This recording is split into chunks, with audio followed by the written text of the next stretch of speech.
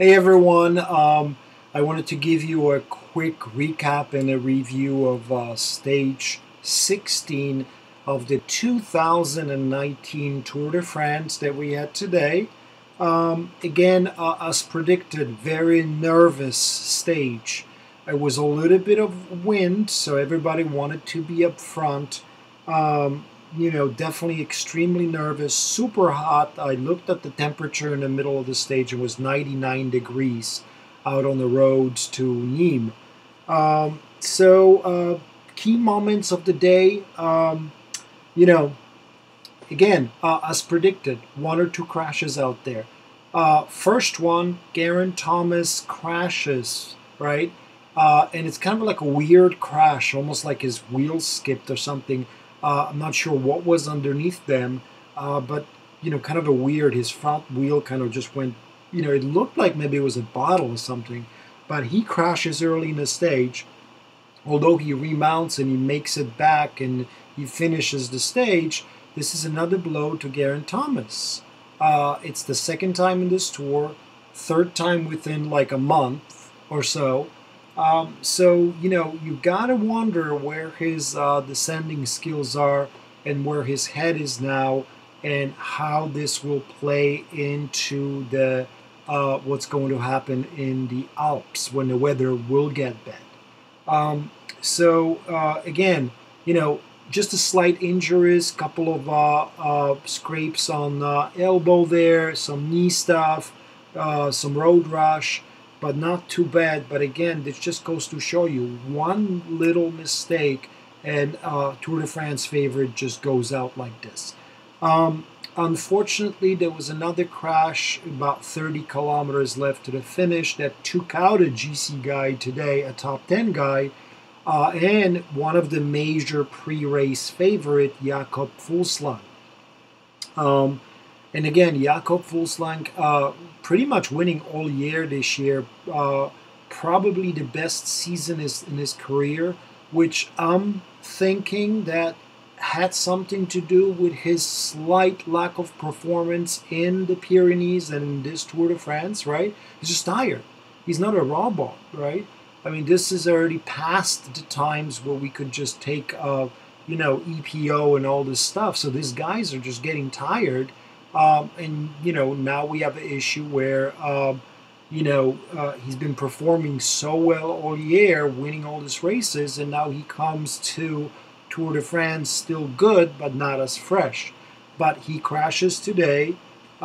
He was ninth on the GC, hoping to improve his position.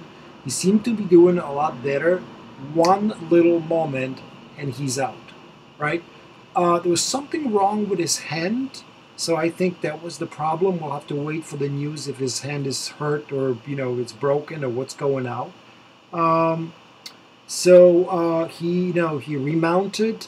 He took off his helmet. He couldn't take off his glove, so that would indicate that he has a hand injury. Just goes to show you again, one small mistake, nervous stage, everybody wants to be up front, and boom. So, third news, Mass was actually struggling. The top lieutenant for Alaphilippe's chances for the yellow jersey was really bad today. People were claiming, his director sportif, that they were saving him for the Alpine stages. We'll have to see how that went on. He lost like 10 minutes today. Reportedly, there is some talks between him and movie star, right, about him going there for the next season. So that's always interesting. Plays into that whole situation, right? How is that going to go? But whatever it is, it's just not good for Alaphilippe, right? He needs a team. He needs somebody, right? And Mass was his greatest chance. Mass may be not happy about what's going on because he was the Koenig's greatest hope for a GC top 10 finish, because he finished, second in the Vuelta last year.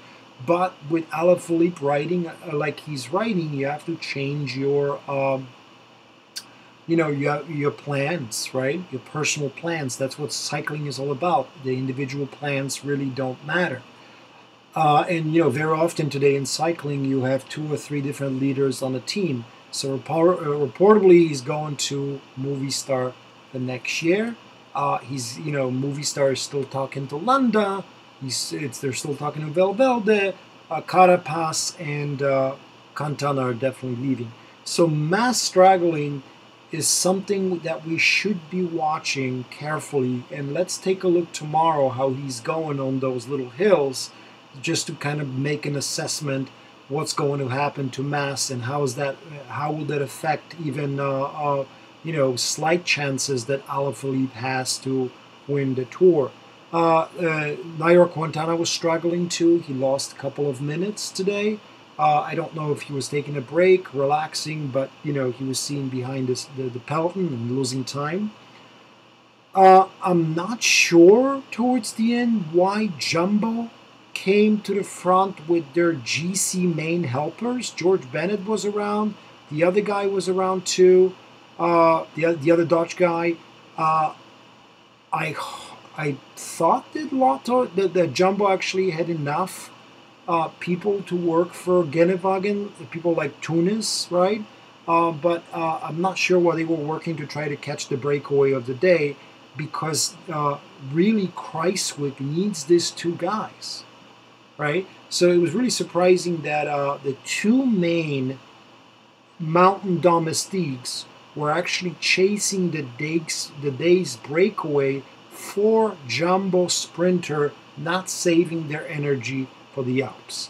We'll see how this plot will play out. We'll see how they will do on that first Alpine stage, right? We'll see that play out into this whole thing. The typical break went today. 5 riders, as I expected, full of kind of the guys that I thought were going to go. Kofidis was there, CCC was there. They gave him a little bit of a hard time, right? The sprinters teams did not catch back till about 3 kilometers to go. So it was a tough chase. The breakaway wanted to stay really, really hard. But eventually they got caught with 3 kilometers to go. And what can I say? Caleb Ewan, right? I considered him as one of my 2 favorites. I was kind of, going back and forth. I went for the German Panzerwagen, but Caleb Ewan took the stage in front of his newly born baby and in front of his wife. Always very nice, right? He's got a second one now, and we all know, the cycling fans, his documented struggles with getting support in the Tour de France. Last year, he was not selected. Okay, he got pissed off. He went to a different team. Different team put the man behind him, and the results are here. Right now, because he got the second stage win, right now he's the best sprinter in the Tour. Right. He kind of went ahead of the guys that were probably advertised a little bit more. So there's no clear strongest sprinter, but I think if I would have to pick one, Caleb Ewan right now is the strongest. Of course, how much did working for Alaphilippe affect Viviani? Viviani's sprint, we can only speculate, right? He was in the mix today again, but he wasn't as fast as Caleb Ewan or as the German Panzerwagen, Genewagen. What else? Sunweb sprinter out there was caught by a crash, right? Remember, Matthews was not sprinting very, very well. I actually never considered him as a top 5 sprinter. I considered him rather as a classic guy. One of the best classic guys in the business, big star, but never considered him as a pure sprinter, rather the fast man. So his chance may come tomorrow. But Sunweb actually switched the sprinter responsibility to Cees Ball, and Cees Ball actually was out of today's stage because he crashed in the crash that took out Jakob Fuglsang. I was hoping, and I'm hoping everyone of you around the world is hoping that Gorilla is finally going to get the top 10.